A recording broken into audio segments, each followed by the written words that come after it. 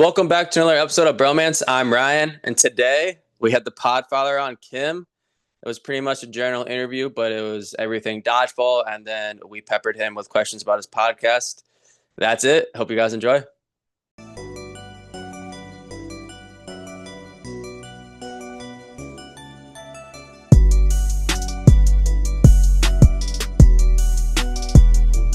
Welcome back to another episode of Bromance. I'm Ryan, and today I got on a father on and off the court, one of the best hands in the world, the Podfather himself, Khiem.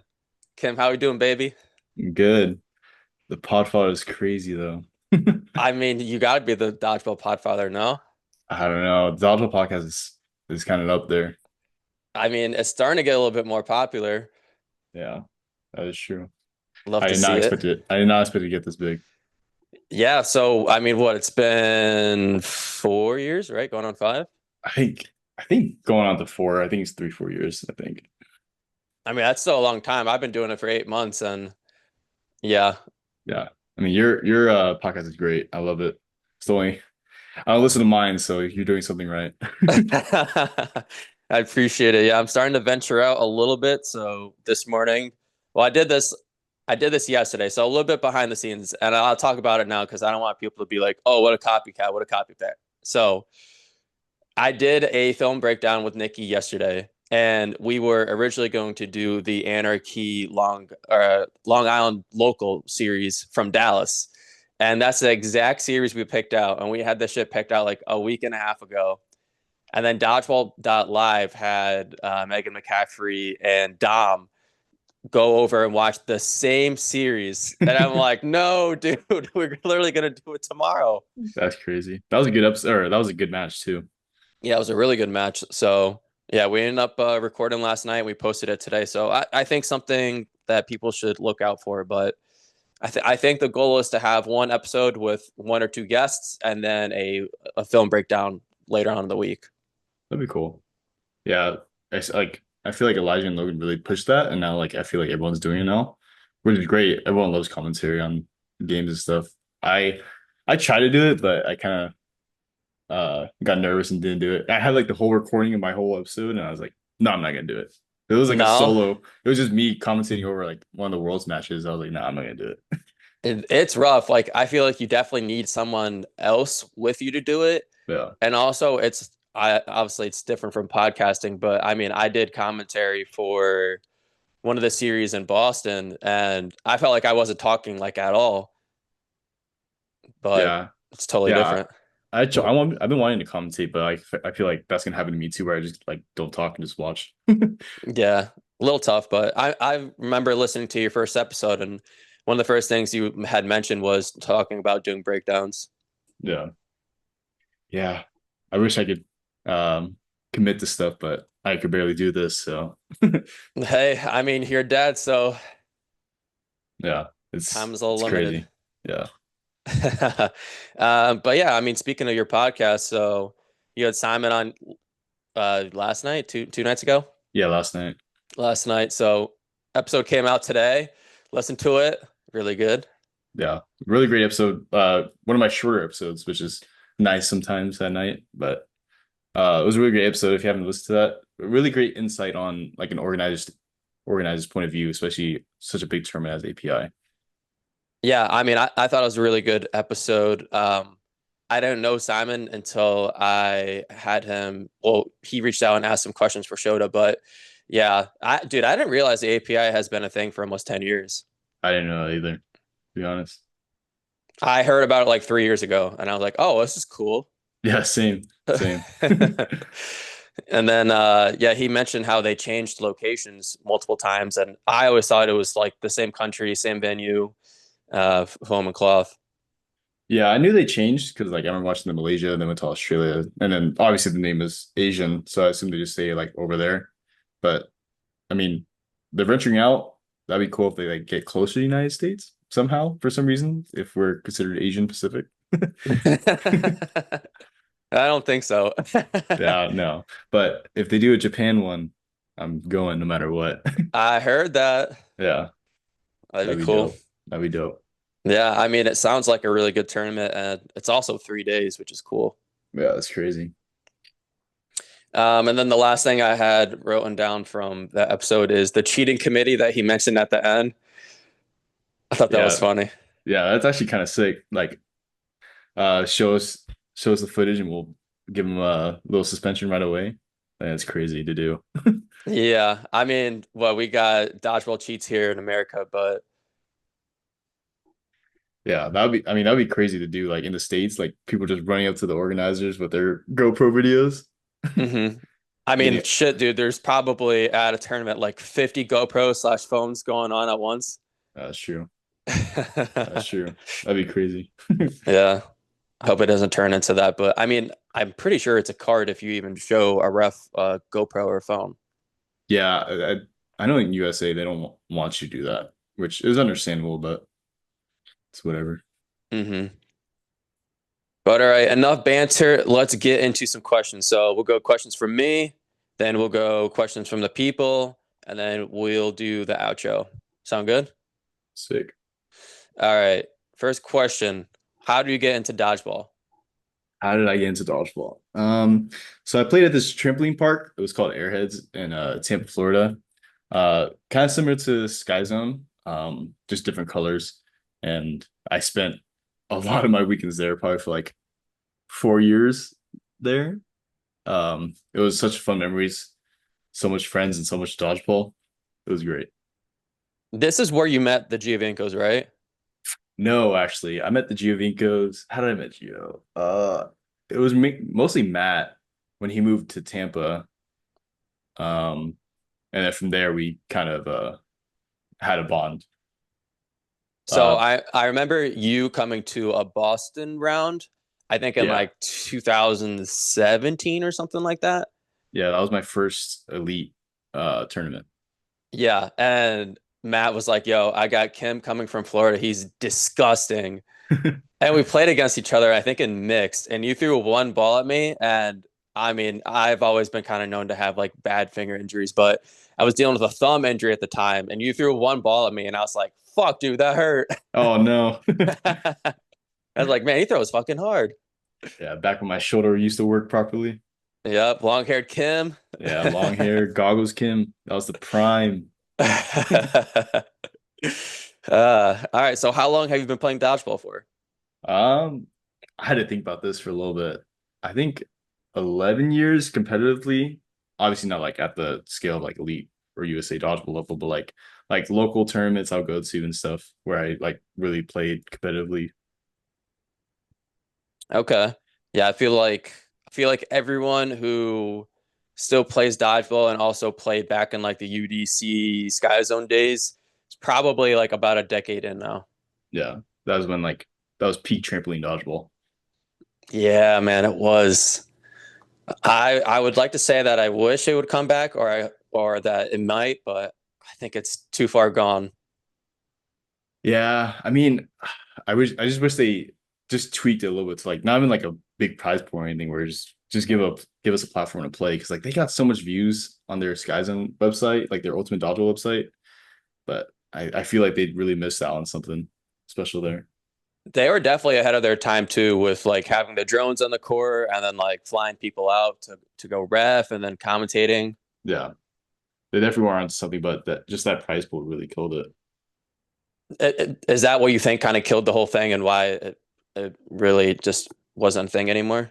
Yeah, well, that obviously, but then when you have to think about like when they do the qualifiers and the tournament, they're closing down the whole uh business for that day for that dodgeball tournament. They're not making money off of it.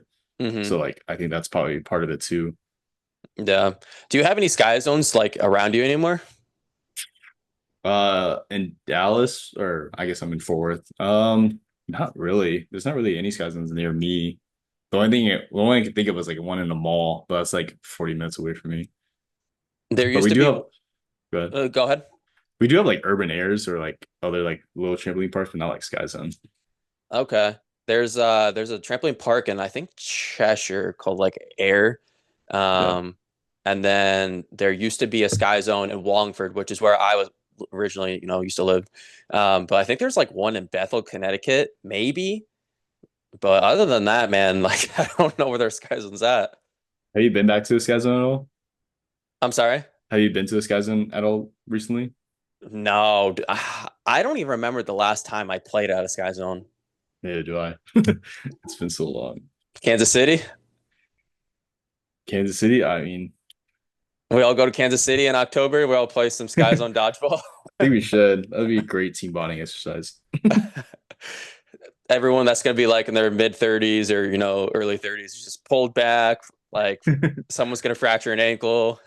Yeah, it'd definitely be a lot more gentle than it used to be. Yeah, we're not going to be jumping. We're all going to be playing on pads. Definitely pads, not the trampolines. That's the way to do it back in the day, honestly. Oh, I thought those people were weenies. Yeah, Yeah, people running up the pads and running back down the pads. And like, dude, we're on trampolines, not floor. that's true. I wouldn't mind running up the pads or back from the pads, I guess. But the people that would just camp out on the back part of the pads when people were Yeah. throwing, I'm like, come on, man, you can't do that. Man, I was starting to get onto the meta. So before they switched to fusion courts, I was starting to get really like experimental with like the padding of the Sky Zone pads where you could like kind of hide behind the paddings. And I was gonna start using it like that, but then fusion courts happened and that went downhill from there. Are you talking about like the Nick Factorin back when he was on German meat? Like he Yeah, goes in the yeah. middle, goes underneath the trampolines. Yeah, exactly. Yeah, I tried that a few times, but I couldn't fully commit because I'm like, dude, I'm a taller guy, so I'm gonna hit the back of my head on the pad. Like, no, in my luck. Or like the paddings on the wall, you kind of like get behind it a little bit, kind of like Hmm. use like a pole. Yep. Yeah, man, the Sky Zone days. Yeah, miss it. I was starting to kind of get down, going low, and just jumping straight back. So like someone throws, you jump straight back, and it's like, all right, it's gonna be the easiest catch in the world. Like you can catch it with your shirt. It's that Yeah, easy. yeah, I agree. Yeah, just that little extra cushion. Mm-hmm. All right, next question. How often do you play dodgeball and where do you play? So I call myself a part-time dodgeballer now, a part-time dodgeballer, because I really don't play at all. I literally just show up to tournaments and like just start throwing balls. Like I have a net at home where I just like throw and practice my accuracy and my speed.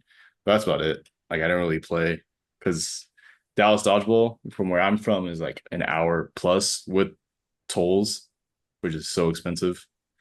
So like I don't really have the time or money to go to like open plays or practices, which is unfortunate. Because I try to, but it's just it doesn't make sense for me to do. Yeah. I mean, an hour away plus playing, then coming home, having a family. It's just Yeah. not in the cards, unfortunately. Yep. What is the Dallas dodgeball scene out there? Like, Uh, it's really nice. I mean, ever since COVID, it's really grown a lot. Huge thanks to Tom Wakefield. He's doing such a good job with the branding and just the growth of it. But they have, I think, 2 nights, sometimes 3 nights a week. Like once a month, they do like three times a 3 times a week. But they just do open plays, and then when league comes around, they do the league. But it's been really great. I wish I could do it, but I always get jealous when I see like all the outsiders playing, and I'm like hmm I'm over here just doing nothing at home. damn. Yeah, Yeah, that's tough. I mean, you said an hour away, so I live in Connecticut. So an hour north, like, dude, I'm in Massachusetts. An that's crazy. hour, an hour east, like I'm in Rhode Island. An hour west, I'm in New York. Yeah, that's crazy. Yeah. Texas is too big. Yeah, it's a massive state. All right. Do you remember your first dodgeball tournament? My first dodgeball tournament, so it was at Airheads at Trampoline Park. Um, I just like kind of got into dodgeball, and they had a dodgeball tournament, and I was went ahead and got a couple of my friends that we were playing it every weekend, and we made a team. We call ourselves Flying Penguins. Um, we actually stole that name from a team from Sky Zone. That was like a rival Sky Zone that later on we played against a lot. But we took the name Flying Penguins and we played against this team called Story of the Year, and they were a bunch of like adults, and we were like in high school, and we made it to the finals. So we lost to them, but it was really fun. It was my first little taste of competitive dodgeball. And that's you when you knew you were hooked? Oh yeah, I mean, I knew I was hooked just playing dodgeball on the weekends against like 5-year-olds and 6-year-olds. It was really fun. Did you ever go to like the Friday and Saturday open gyms for like or open jumps for like 2 hours? Yeah, yeah, yeah. Yeah, Those are the best. those were like the only practices Sean and I would get in for years, where it's like, yeah, we're playing against like, I don't know, an 11-year-old who like plays in AAA baseball or like a drunk 45-year-old. There's literally no in between. Yeah, for sure. Yeah, and then you like try to hide from the court monitors when like the 2 hours is up. You kind of like keep trying to stay on the court. Yeah. Yeah, that Yeah. show was rough, man. I mean, yeah. What's the craziest thing that happened at a Sky Zone when you were there? Oh my gosh. So this is Sky Zone, but this one like it was like really big groups we were having for dodgeball, and there was this teenager. I think this is actually kind of mean though. I kind of messed up what happened, but I think he was like a little bit uh all there. Um, but he was on the court. He was playing. And he was doing just fine. But then one of these guys that would was a regular there. He was playing, and he threw at him, and it was just like a normal hit off the shoulder. But then he looks down, and he had pooped himself on the trampoline. Yeah, and we were like, "Oh Oh, no!" no way. So yeah, we keep joking that this guy made someone poop himself by throwing a dodgeball at them. That's crazy. All Yeah, right, it was I got two stories for you. go for it. So one of my friends, Dan Smallcombe, he threw the ball so hard at one of my buddies from like two trampolines away, hit him in the face, knocked him out unconscious. No way. And we had to leave the Sky Zone and go to like a gas station and get him eye drops because he was insisting he needed eye drops. So that's story number one. Story number two, it's like a Friday or Saturday night, and it's we're playing dodgeball, but they have like the giant open jump behind us, and everyone stops playing. They're like, "What the fuck?" So we're like, "What happened?" And we look over, and there's a stretcher, and there's like the fire department is there, and there's like 10 firefighters. Bro, someone broke their fucking femur. Oh, brutal. I'm like, what? Yeah. Yeah, it's actually really common at trampoline parks. I used to work at the Airheads trampoline park, and it's actually very common of broken bones.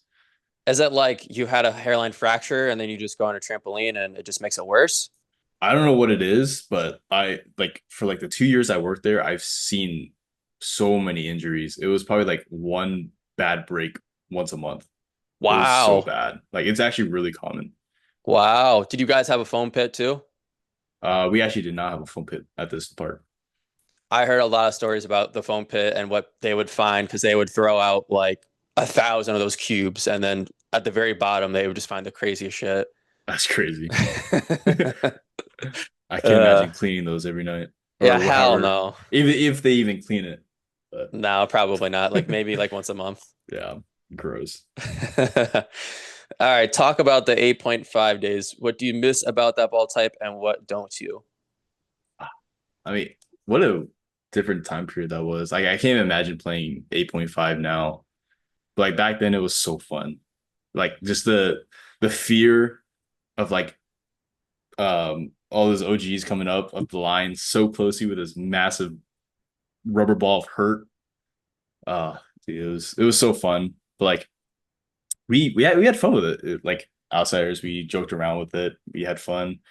Um, I mean, honestly, I think I like the pinch days more, to be honest. The elite pinch Oh, was you're hype. crazy. Yeah, dude, it was so like we would say no to pinch, and then like literally the week before the nationals or whatever, we go ahead and sign up as a team. We have so much fun. It's all jokes. It's so funny because like we're like messing around with it, but then like I don't know if you remember, like the college guys would just come out just for pinch, so they're fresh because pinch is always the last day, and they're coming in fresh, all hyped up to play pinch, and we're all here just messing around. It was so fun. That's insane. Yeah, I played one pinch tournament and it was like out in Cleveland. There was like some Ohio people there, like legacy guys. Um, and yeah, that I mean the balls are coming in fast as shit. yeah. And I remember playing in like a 3v3, like in a game situation, a 3v3. And I was playing out of the middle, and I think I survived for like probably 2.5 minutes, but it felt like 10 minutes. And I was like, someone please hit someone. I'm out here like fighting for my life. Yeah. Yeah. Man, what a crazy time. What a crazy time. Those are really the only times I could actually throw the ball because I have tiny ass hands. So when they would like deflate it for people to actually pinch it, I'm like, oh, I can actually throw the ball now. So I Yeah. would never actually pinch it. I would just throw it normal. Yeah, I actually agree with that. Like I hated pinching it. I just do it normal. I just like super clamped it. Hmm. It was really nice. Yeah. Um, but yeah, talk about 8.5. So this is a ball type that you like and that I'm assuming you miss. I miss it sometimes. I really do like 8.5. It was fun. I mean, it was pretty easy to catch, straight ball. It's very similar to claw. Um, I mean, I would play it again if they brought it back, to be honest. Really? Yeah, I would play it. I would try it. Okay. Like I wish NDA. I do want to try to go to NDA tournament. I wish they could do one in Dallas because flying up to the East is kind of expensive, but um, I would love to try it an NDA tournament. Okay, okay. I don't miss the 8.5 days because I would legit on a court sometimes play against like some fucking 6'5" dudes throwing the ball hard as shit, like 15 feet away from you. And I would legit be scared. And I would turn my body and I'm like, yo, I'm not getting blasted in the face by this person again. Yeah, for sure, and especially like back then with the regions, like you guys had Billy over there, all the big Billy, guys. Yeah. Mikey, dude, there was like people like on body snatchers. There was a guy named Maurice. Hmm. And this guy hit me in the head so hard. And I was playing at an Abdul like YMCA tournament, and there was a group of people behind me, and like I'm in front of them playing like inside corner, and I eat the ball. It hits me straight in the fucking face, and I grab the back of my head immediately.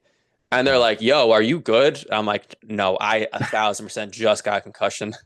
That's crazy. That's so crazy. Man, we are maniacs playing 8.5 that close. Yeah, I mean, the finger injuries, the concussions. If you were a taller guy or girl or you had big hands, like that is your ball type. Yeah, automatic advantage. Yep. Next question. Was transitioning from trampolines to floor dodgeball difficult for you?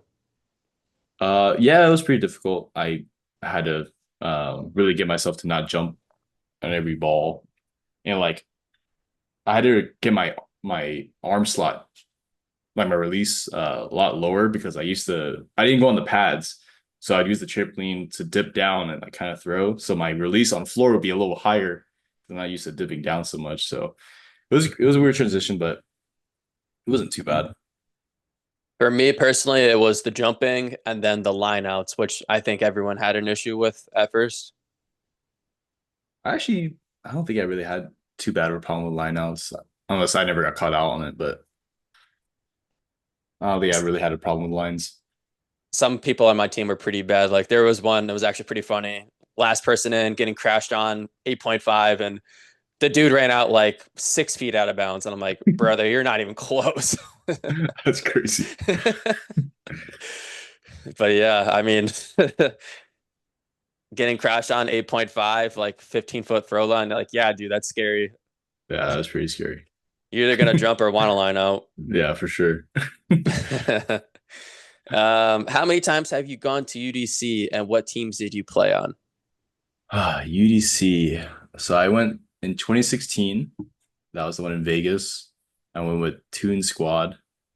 Um, Oh, really? yeah, that was my first UDC with Toon Squad, and got a bad memory for that. Shout out Dylan, 1v3 clutched against us in overtime for top eight. Freaking sucks. And then 2017, I brought my own team. It was called Story of the Year. It was just a bunch of my friends. Um, that was when it went to Chicago with the Fusion Courts. And that was unfortunately my last time because I tried to qualify for 2018 with the same team, but we did not qualify. But it sucks because it's like hindsight, that was the last UDC. Because I was in my mind, I was like, oh, we got next year, blah blah blah. But then they announced that was the last one, and I was pretty heartbroken. Yeah, my last year of UDC, unfortunately, I was sick, so that sucked. And we went to three qualifiers because you could do that back in the day as long as you were willing to travel. Yeah. And we had planned out like I think we were going to like New York for one of them. Didn't win, so we went to Pennsylvania, and I had all this planned out because like obviously I'm off from work, and I'm like, all right, if we don't win this, we can go to this, and then we went to that, and then we lost in the semis. I'm like, all right, well, there's one more that we can go to, but we're gonna have to hang out here for like 4 days, and we went to that, Crazy. and we lost, and yeah, that shit sucked, man. It wasn't meant to be. No, we also I don't think I've ever shared this, but we qualified back in like 2016, I think.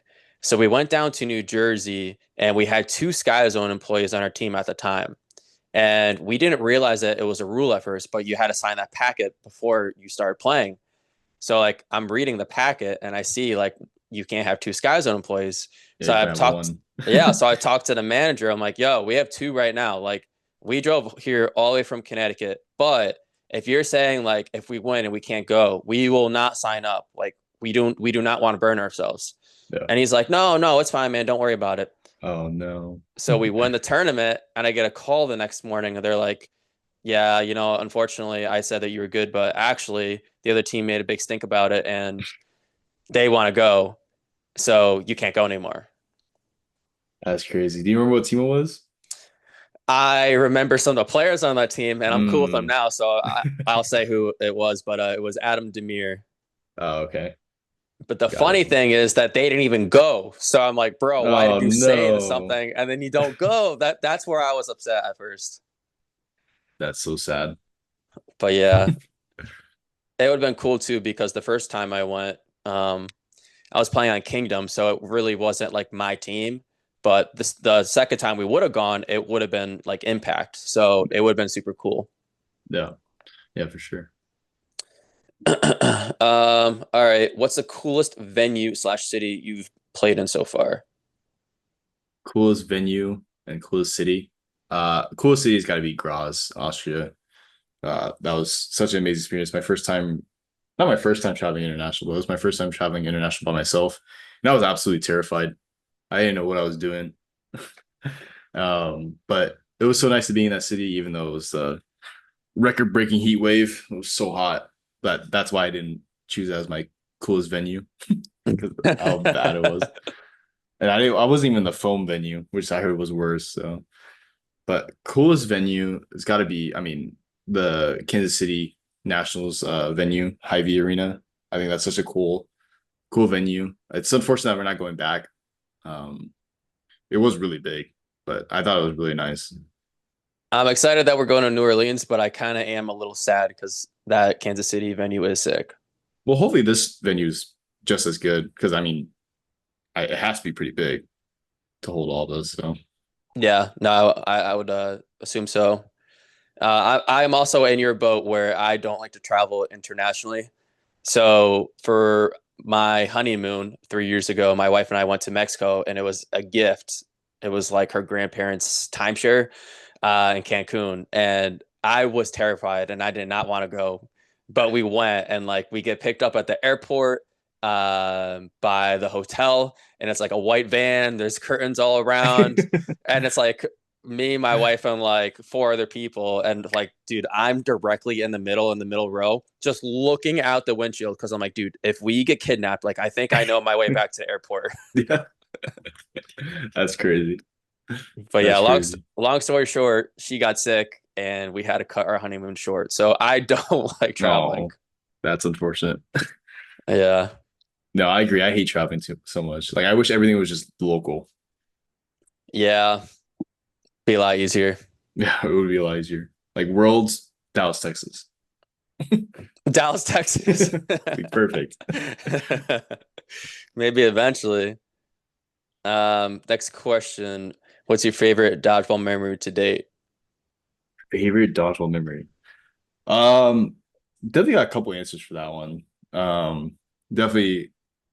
It's not one time, but like every time outsiders get together to watch film, it's so hilarious. Like we're all talking crap about each other, and it's just all jokes and fun. It's like such an amazing time. I always die laughing every time we do that. It's always a highlight of all our turn or all my tournaments that I get to do with outsiders, where we just at the end of the day we go back to the B&B, we watch film and just like have fun and just hang out. And it's such a cool experience. Um, but probably my all-time favorite memory, uh, recent bias is when we won at Worlds against England, uh, and Brett Cobble came over and like hugged me and carried me around for a little bit. That was such a core memory for me because like I probably had like the best game of my life that series and it, like it all paid off and like have my coach carry me like that. It was so fun. Sounds awesome. Yeah, it was great. But a sentimental memory when the first thing when my son was born early, prematurely in Seattle. So we were stuck in the hospital for like a week. And uh I don't know, I can't remember how Lucas found out about it. Um, but we talked and like him and I guess he organized something with the Seattle Dodgeball community where he riled up some money for us and he gave us a good amount of money and just for us to, like to support us and everything. And I can never thank them enough for that. And it was such a great time for them to do that because like it was rough being in that hospital for like 2 weeks. And Man. yeah, it definitely helped out. Um, Yeah. And but it was your first kid? yeah, it was my first kid, prematured 30, 32 weeks. And that was such a crazy time. But I mean, huge shout out to Lucas and the whole Seattle Dolphin community for organizing that. It's always been like in my heart. I've always wanted to do something, but I just don't know what to do for them yet. But I Man, that's think so awesome. much. Yeah. Yeah, the Seattle community's fucking sick. Yeah. Super nice. It's a massive community. I didn't realize that until we went out there and played. But yeah, all those guys are super nice, including Lou. Yeah. But yeah, that's crazy. I mean, because it's your first kid, so you're just learning how to be a dad Yeah. and literally like how to feed your child. And then I'm assuming your family wasn't there, or maybe they flew in. My mother-in-law flew in, luckily, and that was a huge help because like while we're there, we're like, man, we need to figure out how to get back home. And like we're about to fly home with a 3-day old on the plane. Oh, Yeah. yeah, that's crazy. I didn't even think of Yeah. that part of it. Yeah, it was all brutal, but we're here. But We yeah, made it. we're here. A few years later. If you could play dodgeball anywhere in the world, where would it be? It's gotta be Japan. Like that just give me an excuse to go to Japan. Yeah. It's been on my bucket list. It was supposed to be our honeymoon, but that was during COVID, so like all the borders were closed. But we're planning a trip for Japan, and if there's a API tournament in Japan, we might go, or Sounds we fun. will go for I'm sure. pretty sure Frankie went to Japan earlier this year or last year, and he met up with some people and he played. Oh, sick! That's Hmm. awesome. Yeah, I'd love to do that with my wife, but she's like, "You're really gonna leave me for dodgeball right now?" I'm like, "I guess." Does your wife play dodgeball? Yeah, she used to. My wife, Valerie, she used to play in the South a lot. Um, and then obviously when we had kids, one of us had to give it up. And it was her, and I'm so thankful that she still allows me to play and like really supports me, and I owe a lot of my dodgeball to her. Yeah, I feel you on that. I really enjoy playing dodgeball, but I definitely enjoy being a father more. So the toughest thing for me is to leave my family early as shit in the morning, go to the airport, go on a flight, think about them the whole time, play for a whole Yeah, weekend. Like you want to play, you want to be there with your boys, but you want to be there, with your family at the same time. yeah, I completely agree with that. Like I have so much guilt, and like it's always in the back of my mind while playing. And she tries to tell me like, don't think about it, but like, of course I'm gonna think about it. Yeah, dude, it's tough. It's like, yeah, you're my wife, and like these are our kids, so of course I'm going to think about you guys are my life. Yeah, and it's also rough. Like she also works too, so like we have to worry about babysitters and like timing, and it's like so brutal. It's like all on her, and I'm like I have even more guilt on that. So I mean, I Hmm. owe a lot to her. Yeah, shout out our wives. Yeah, right. Doggle wives. Yeah. Describe your perfect dodgeball teammate. Perfect dodgeball teammate. I mean, I guess probably the most important part is like good vibes. A good vibey teammate. Someone you can trust, someone that you would feel comfortable with, like being right next to them or being the last two on the court. Um, I like a teammate that likes to keep me accountable. Like if I do something stupid, like let me know, like right on the spot. Don't sugarcoat it. Let me know what I did wrong and I'll fix it. Um, I mean, other than that, like you don't have to be the best player. Just like be supportive, be nice, and just be there for the team. Well said. Someone you could trust. Someone that's also probably good at dodgeball. Yeah. Someone that you guys can work together. Um, Yeah, and then kind of like what you said too, someone that holds you accountable. So like I feel like everyone has like that one, one or two players that they'll air you out, and if someone is like watching from afar, they're like, dude, Kim is getting aired out right now. Yeah. But you'd be like, no, that's my boy. Like we're good. I needed that honestly. Yeah. I think definitely constructive criticism is like a really good thing for athletes. Obviously, there's a line, but it's really good for you. Hmm. I agree. Did you have any mentors when you first started playing dodgeball? Mentors? No, to be honest. I didn't really have anyone like really like build me up or guide me for dodgeball. I was basically just myself and film. I watched so much film, so much trampoline dodgeball. Um, but yeah, I don't really have a mentor. I mean, big shout out to Joe and Kathy when I moved to Texas. They allowed me to stay at their place while I got my got myself up, like build myself up and got and move out of their house. But like that was a really big step for me for my dodgeball career. So shout out to them. That was the big start for me. What made you move out to Texas? Honestly, I needed to get away from Florida. Like I didn't feel like myself there. I didn't feel comfortable. And there was like some other family issues and I decided like I got up and moved and never looked back. I mean, obviously like my family's still there. I visit sometimes, but definitely probably one of my best decisions because that's where I met my wife and obviously where I live now. So Okay. I used to live out in Orlando for 6 years when I was younger. yeah, Hmm. yeah. I don't think you could live in Florida. No, I don't think people realize that. Like people like go on vacation and they'll be like, dude, this place is sick. I would love to live here. And I'm like, no, idiot, you're on vacation. Yeah, Like that's why I agree. that's why you want to move here.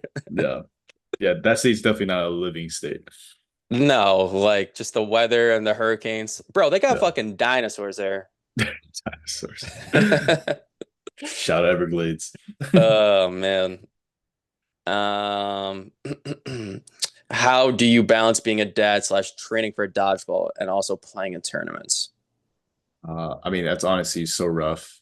It's really hard, at least for me. I know there's other dodgeball parents that are able to like really balance it really well.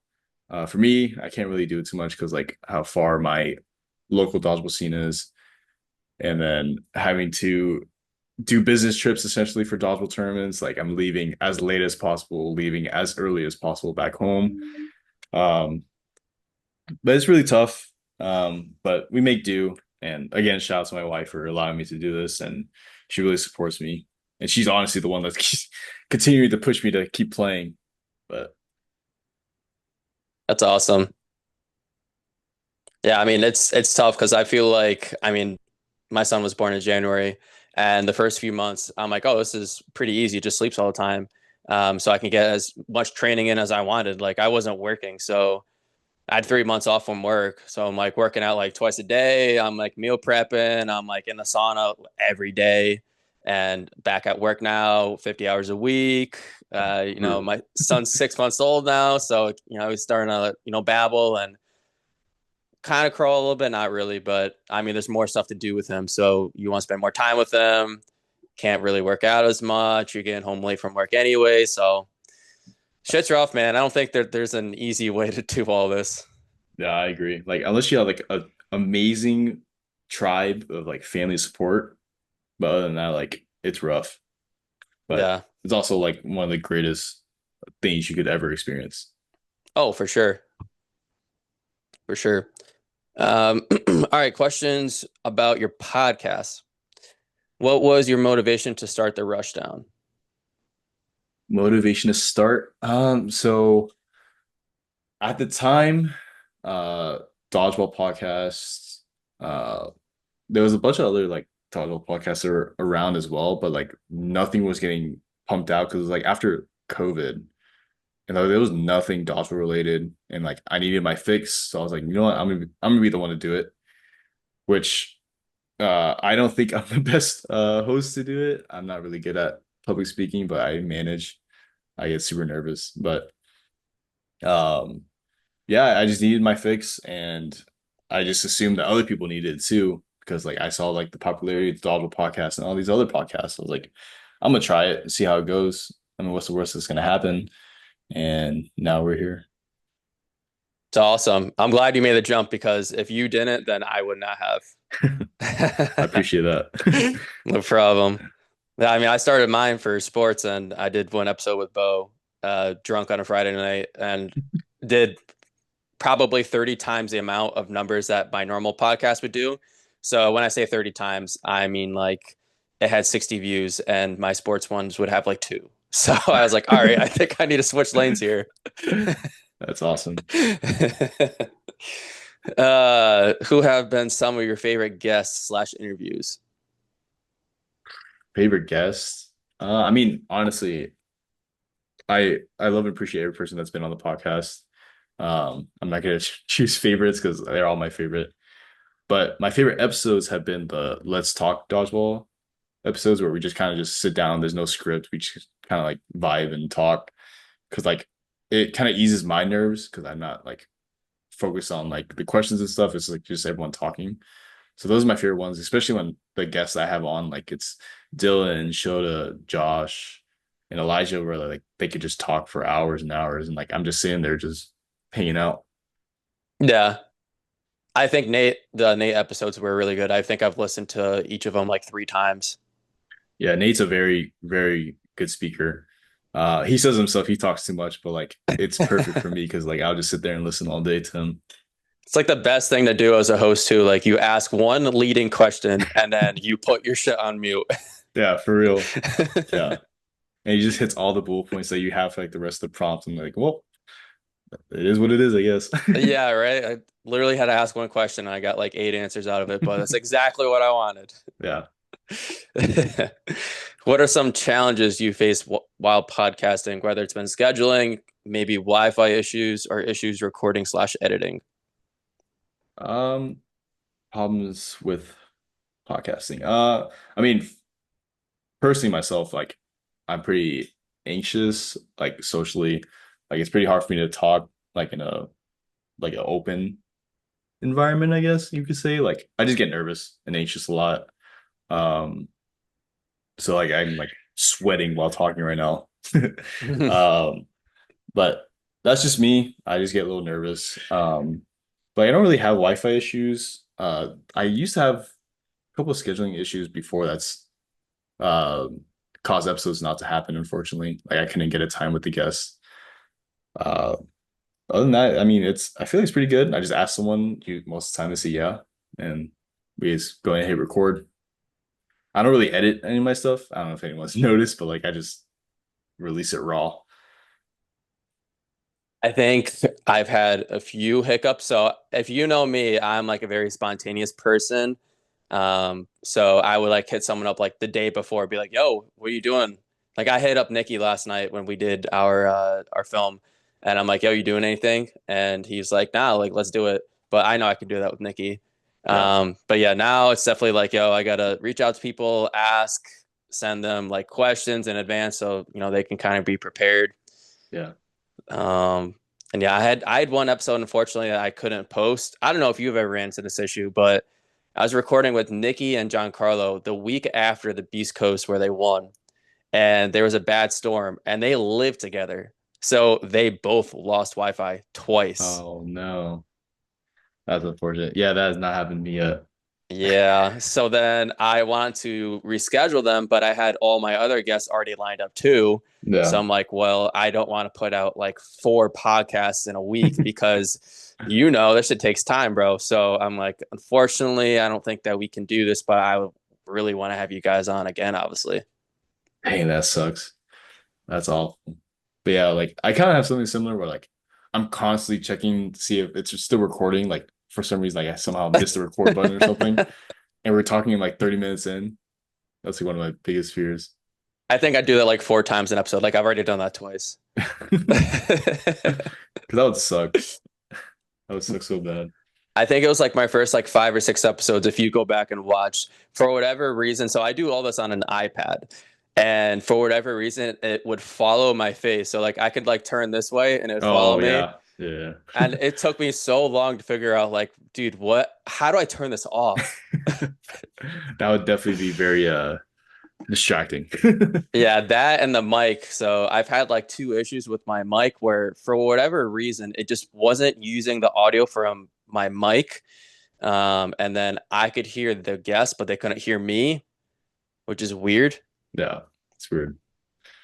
I'm That's not sure if it's crazy. like a PC thing because most people use their phones, and I've never had an issue with someone who uses their phone. Yeah. But Yeah, I have no idea.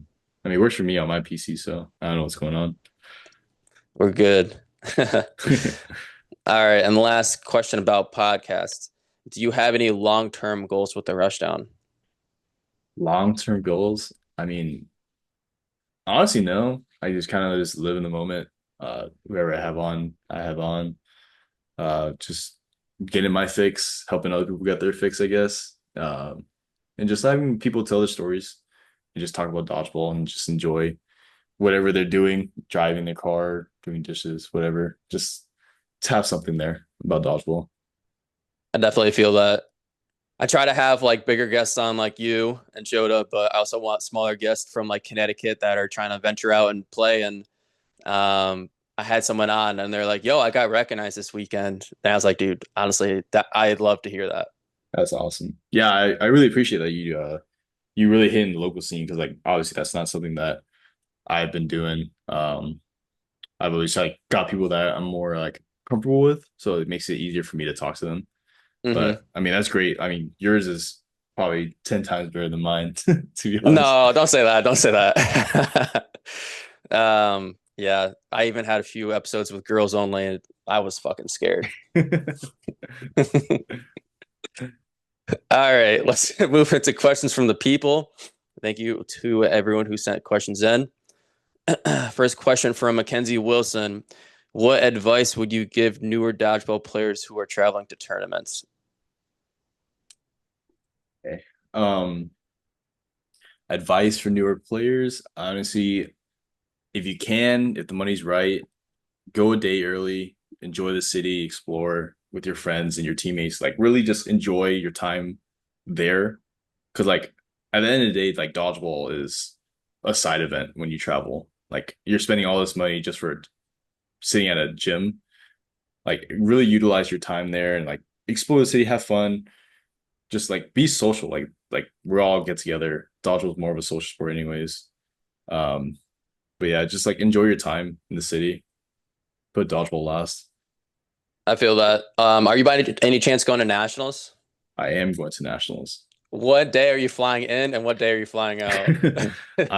I land at like Friday night, like 9 or 10, and I'm leaving Monday at like 7 a.m. Oh, yikes. Yeah. Unfortunately for me, all dodgeball trips are business trips. So Yeah, I'm flying in Thursday at like 5, and then I fly out Sunday at like 6 or 7 a.m. oh, you're not playing mixed cloth? Hell no. Not playing men's cloth? Hell no.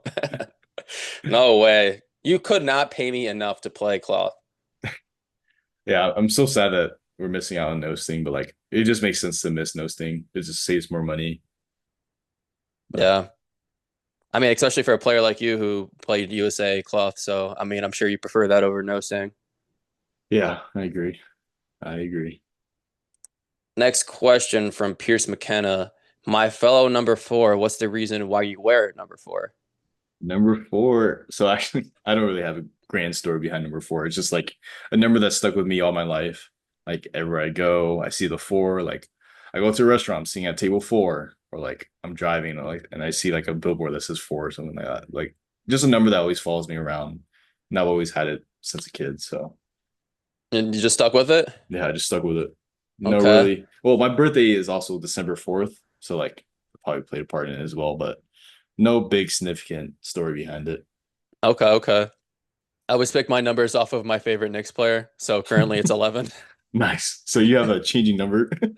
Honestly, yeah. When I was on Impact, it was 6 because of Kristaps Porzingis. Mm. And then 13 for a little bit because that used to be A-Rod's number on the Yankees. So the Knicks were god awful, so I was not picking anyone any number from that team. Nice. Uh, Next question, the question from Luke McKenna. Question for Kim and you. Will there be a jersey trade? Of course, I'm down to trade jerseys. Jerseys Yeah, I'm are down, bro. jerseys are expensive, dude. Yeah, my problem is I don't have a lot of jerseys that have my name on it. Yeah. So I always get someone else's jersey. Mm.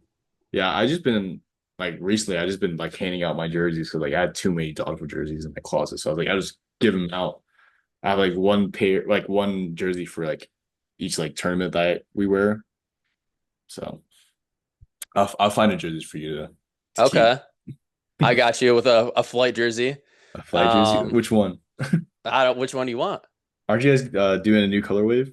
Yeah, but it's in the works. Oh, okay. Okay. Why you I want a remember new you one? guys I remember you guys made a poll for that I like a think it while was back. like the black and gold and then like the pink. Yeah, I was like, yeah, I can't remember, but it sounded sick. But whatever you got, I'll take it. I got you. Yeah, we had the light blue last year. Then we went to the dark blue, which is actually my favorite. Hmm. And then we went to the honey buffalo white, and then we went to red. So I'm like, oh, we'll have to do at least like one or two new jerseys this year, and we just Yeah. haven't. So Well, Outsiders gets like a new jersey every tournament, so like it's pretty brutal. yeah, how many outsiders jerseys do you have? Dude, I don't even know. I have so many Outsiders jerseys. And like I have like one of each because I would every time we do a new jersey order, I try to get like two or three so I can like trade jerseys. But like now I'm at the point where I just have one jersey of each. So like I can't really give them away. So I kind of give away like the older ones where you don't wear anymore. hmm So Yeah, I feel that. I try to get like two jerseys of each color, so I only have one of each now, except for the white one. And then the only other jersey that has my name on it that I'm willing to, well, I'm not willing to give it out, but it's my OG Impact one from like 9 years ago. I'm like, oh bro, I no, yeah, you can't get that one away. hell no, hell no. All right, we got some questions from Shota. First question: what's the most rewarding part of podcasting? Most rewarding part from podcasting. I mean, anyone that's ever said anything to me about like or messaged me about like they love the podcast and they love listening about it, it like really brightens up my day. It makes me want to keep doing the podcast. Like I've been wanting to stop every now and then, but like then I'll get a message out of nowhere or someone talks to me like, hey, I really like the podcast and blah blah. I appreciate you doing it. And it like brings that motivation back to keep going. So that's always something really nice. And then actually with recently with when I had my interview with Simon, the organizer for API, he listened to my podcast, one of the episodes with Elijah and Shota. Elijah had pitched an idea for foam switching to 4 minute matches in a whatever how many long of a game, and then goes to no block after 4 minutes to kind of speed up the games. And now he took that idea and made it a thing at API. I was And I was trying like, to. Okay, okay. No, I'm sorry. Keep going. yeah, I was like, I can't believe my little podcast influenced one of the biggest international dodgeball tournaments. That's sick. I was trying to figure that out. So it was 4 minutes per game for foam. Yeah, so like just think of like in cloth, like you have 3 minute games in like a 20 minute time frame. And then after the 4 minutes, it goes into no block. And whenever that finishes, you start another four minute game. Okay, I like that. Yeah, I thought it was really, really cool. Speed of the game and like people that love no block will really love this. So Uh-huh. I love no block so much. Sam. Yeah. Um, it was probably about a month-ish ago, but on one of my episodes, I talked about having a line ref on the center line because we have one on two of the three main lines, but why would you not have one down the middle? And Yeah. then for semi-pro, we had a line ref down the middle. I'm like, damn, bro, did I start that? No, that's actually a really smart idea to have a line ref because like sometimes when I ref, I try to look at both and it's kind of impossible to ref. It really is. And I don't know about you, but when I play and like for example, Minnesota was rough, especially like the bottom part of that venue. Oh, there's so many lines. So I was using the refs. So I'm looking at the refs. I'm like, are they standing at the center line? So if I'm running up and I can use them for my peripheral, why would I not? Yeah. But there was one time where the ref moved and I was like 4 feet over a line and we're playing elevation. One of the Paulson brothers is like looking at me and he like points to me and I'm like, bro, what? Like I didn't finger block. Like you didn't even throw the ball at me. Like what could you possibly be upset about? And I look down. I'm like 4 feet over the line. I just like laugh and I'm like, my bad. That's hilarious. But yeah, But like yeah, yeah, I agree. Like those courts at the bottom, like I was throwing from like 10 feet behind the midline just in case I didn't cross over. I was so terrified of it. it was a little rough. And then you got some courts facing a different way, and then the court right next to you facing the other way, and you're just like, Yeah, the it was layouts here are brutal. a little crazy. Yeah, it's brutal. But yeah, I mean, back to my point I was trying to get to. That I'm making way too long. So I don't like to line rep from the center. I always try to pick a side. So if I'm on a side that has burden, I like to be on that side so I can see where they're throwing at. Because I feel like so many times people like will just get nicked and they won't take an out, or like you hear someone complain about that. So I always rotate.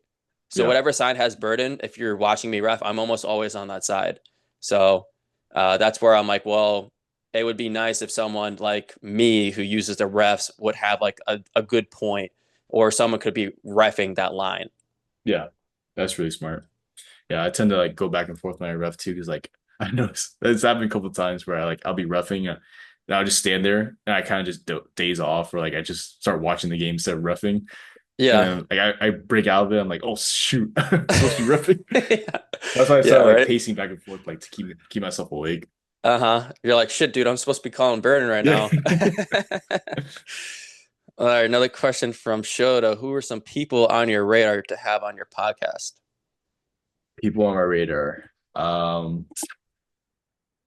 So I was trying to have a Doom reunion happening. It was supposed to be the five Doom guys from UDC. So like Nate, Pyan, Cole, Ish, um, Vince.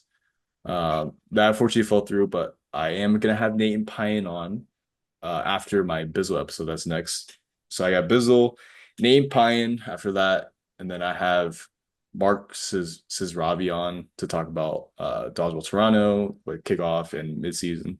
Yeah, kickoff and midseason. That's I have like a big list I can't think of right now, but like those are the ones that are scheduled so far. So those are the big three right now. Can't wait for those episodes. And people hit up Kim and tell him he's doing a good job. Keep this man inspired. We want more episodes. I mean, we'll see. I don't know if I'll do this any much longer. All right, another question from Shota. Why did you choose foam over cloth? Foam over cloth. That was a really, really hard decision to make. Like I'll be pacing my room, like trying to make a decision. Like I needed to tell Brett Cobble like what my decision was going to be. But I chose foam over cloth this cycle because I really do think this is probably my best chance of making the foam squad. I feel like I'm the best version of myself I've ever been. So I've been trying to make the foam squad for whatever, like I started like 2017. So from then from then to now, like I haven't made the foam squad. So like that's something I've been wanting trying to do. So I think this is my best chance of making it.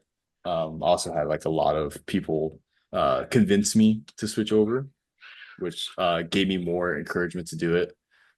Um, but also like I want to say this is gonna be my last Worlds.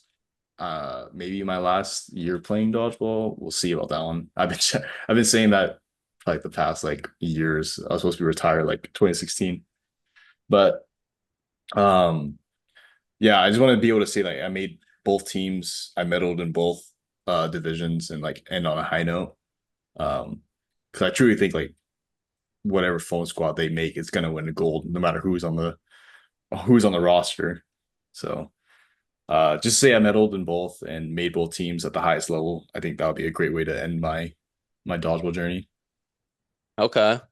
I like that, but I also don't like that because I think you should keep on playing. Ah man, I wish, but like it's getting harder and harder to go to dodgeball tournaments with how expensive everything is, and my kids getting older, and like my kids want to play sports, and I'd rather watch them play than me leave them and go play dodgeball. So Yeah, I hear you, unfortunately. How many times have you gone to Worlds? this last year's was my first Worlds. Okay. Yeah. Yeah. All this stuff is very eye-opening to me. So I've always kind of heard about, Team USA and the Worlds and stuff. And then late last year, when Dylan convinced me, I'm like, all right, I need to start doing my homework. So I reached out to, I talked to Frankie about this, but I've been peppering Matt Levine with questions and watching shit. Like I watched Worlds last year, and it was uh I don't know if you guys played Friday, but it was definitely Saturday, Sunday. So like I'm cooking breakfast and I have it up on like the big screen in the living room. And my wife is like, "What is this?" I'm like, "Oh, it's Worlds." She's like, "Oh, okay." And then I watched it all day. And then Sunday, like I cook breakfast in the morning and go back out to the living room. She's like, "Again?" I'm like, "Yes, again." All day. Yeah, you were up early too watching those games. Yep. Yep. Um but yeah, no, I mean the whole Worlds thing to me is just very eye-opening, and I definitely had appreciation for you and everyone who has represented, the US. But now kind of being in it, I'm like, damn, dude, this is a lot more in depth than even I thought. And I thought it was already like crazy in depth. Yeah, it really changes your perspective on dodgeball as a whole when you like strive to be on Team USA. It's a whole different ball game. And then when you finally make it to Worlds, it just completely changes your love for the sport when you see the passion from other countries with dodgeball. Like it's crazy. It makes USA look pathetic. And I mean, the experiences too that these people have. So, like, I mean, for a newer player to go out to Worlds, like, that's an awesome experience. But for like a veteran like you played Elite 8.5, you've played UDC, you played in Worlds, like, you played in obviously USA tournaments around the US, but just all these experiences that I'm like, wow, like it's like when I was listening to like the Nick Dachenko episode, I'm like, dude, like what a life that this guy has lived already. Yeah, hey, he's not even legal. It's He's crazy. not. uh, all right, next question. And last question from Shoto. What was the funniest 8.5 stories for the both of you? Funniest 8.5 story. See, I can't even think. Like, honestly, just all of pinch. Anytime we slipped on a pinch court, it was so funny. Um, I mean, off the top of my head, I can't really think of one, but I feel bad because we laughed at it. I remember who we were playing in pinch, but Jake got hit in the eye and got a black eye, and we all laughed. Oh, dude, I feel so bad laughing at it, but it was so funny. Damn. I feel so bad. I got a few. So I will never forget my first elite tournament. It was very intimidating. Everyone is either taller than me or they're like absolutely yoked. It's my first ever floor tournament. I'm like transitioning from Sky Zone. And we are playing Aftershock. And on Aftershock, Nar Clarkson was on Aftershock. He wasn't playing on Team USA, Team Awesome for this. And he suicides someone on my team. And I had no clue what a suicide was. And this was when you could suicide and then run back over if you got the hit. Yeah. So he makes the hit, he runs back over, and he's smiling at me. So, like, he's expecting me to throw, but he knows I have no clue what I'm doing. And he's smiling at me the whole way back to his side of the court. And they're like, someone on sidelines, like, throw at him. I'm like, Can I? I don't even know what to do here. That's hilarious. Yeah. Man, I know said I had two. I'm trying to think of what the other one I had.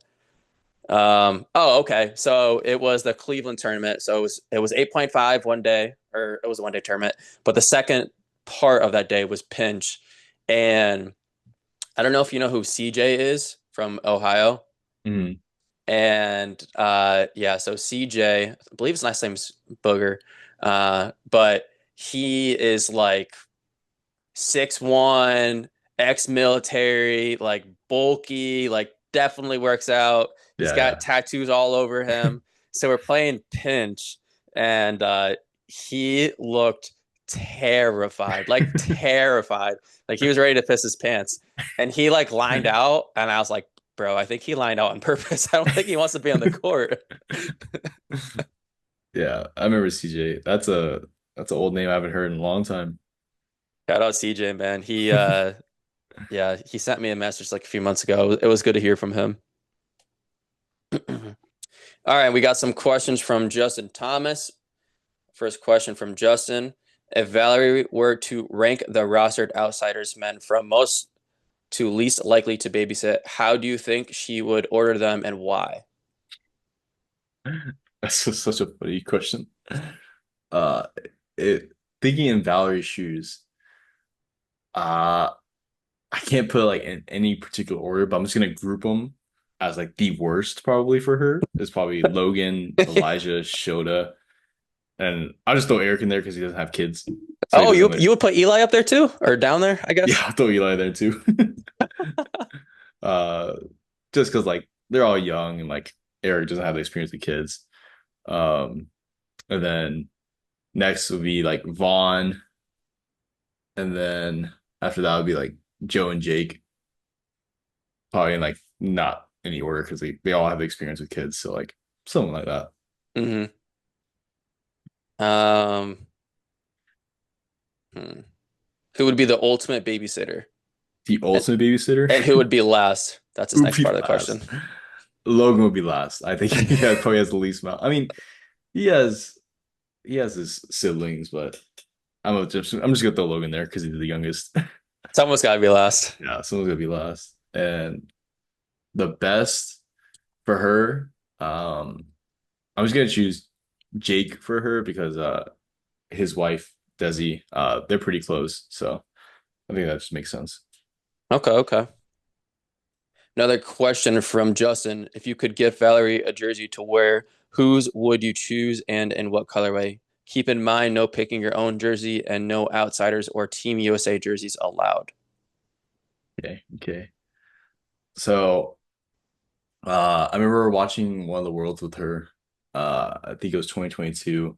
It was a Team Canada jerseys, and it looks sick. I wonder if I can find a picture of it, but it was a really clean jersey, really like simplistic design. It was made by Josh Hughes. So it's a really nice jersey. I don't know who because she doesn't really know Canadians. She just liked the jersey. But yeah, the Canada jerseys from 2022 Worlds. I think that's the one she would like. Okay. Another question from Justin. What legacy do you want to leave in the dodgeball community? Legacy. I mean, I was just there. I had fun. I got a lot of catches. That was it. I was just there is crazy. I mean, I've never been like that impactful, and I feel like in the whole dodgeball timeline. I guess you consider me like uh doing like the or the Rushdown podcast and like having that impact. But like other than that, like I don't really see me having a legacy compared to like the other ones. But no, I think either way, you're definitely gonna have a legacy. You're definitely like that player on the court that when you get a ball, you're like, oh shit, this is coming in hot. And then you're also that player that like has an impact on the game without even having to do anything. Like I'm not gonna fuck around and try and throw a ball at him. I just won't. I'm good. I appreciate that. And last question from Justin: which new members of Team USA practice squad have caught your eye? What advice would you share with them? Have caught my eye. I'm gonna go on the claw side first. Jordan Shelley. I was always pretty high on that kid. I remember when I went to like a DMV tournament, it was like a draft tournament, and I told Jordan like, "Hey, keep it up. I think you have a shot at making the practice squad. Like he's really talented, and he made the practice squad. And I'm happy about it. And then obviously what he did in that tournament, the 1v5 against Hex, was wild. Um, Foam side, I mean, I feel like everyone that made the phone squad deserved it. But I think Dan Alport is one guy like I could think of like I'm really happy to see that made the roster. Um I've always like watched his game. He always talked to me and like he's always such a nice guy and like he's so talented as well. So I think he really deserves a spot and I'm so happy he made the press squad. Those are good answers. Yeah, I had the privilege of playing with Dan in Seattle. Um, and yeah, I mean, Dan's awesome. He's like one of the kindest humans I know. And I think a lot of people think of him as someone who plays off ball, who's really good at surviving and catching. But I forget the Instagram account that does it, but it's like the stat page. Oh, the like LA stat crew or something like that. Yeah, that I think that's what it is. And yeah, they went through and did stats for one of the series, like a pretty big series, and he led our team in kills. That's And then awesome. I went through and I watched everything back. I'm like, I went through Saturday and watched a lot of stuff back for Sunday. I'm like, yo, Dan fucking killed it. Like, I'm not Yeah. shocked that he killed it, but I'm like, with everyone else on the court, I'm like, yo, Dan fucking best player in our team. Yeah. Definitely the most improved player this year. Hmm. But yeah, that is it, Kim. Do we have any closing thoughts or shout outs? No, I mean, shout outs. I mean, shout out to my wife, Valerie. Uh, Shout out to all the listeners that listen to these dodgeball podcasts. We would obviously wouldn't do it without you guys. Thank you to you for uh doing these podcasts. I mean, they've been great. I ready to not pass the torch, but I'm ready for you to No, take don't over. say it, Kim. Don't say it. If you want to take my name, go for it. Take my podcast. Nah, nah. Got But to keep yeah, each other going. other than that, like thank you to all the people that ask questions and like just participate. And just shout out the whole dodgeball community. Hell yeah. Shout out your wife. Shout out my wife. Shout out Christine. She's very pregnant right now. Frankie's very pregnant wife. It's sad that we won't have Frankie and Christine at nationals, but yeah, I think that's pretty much it. So, thank All right, you, man. Thank you for hopping on. sir. Peace.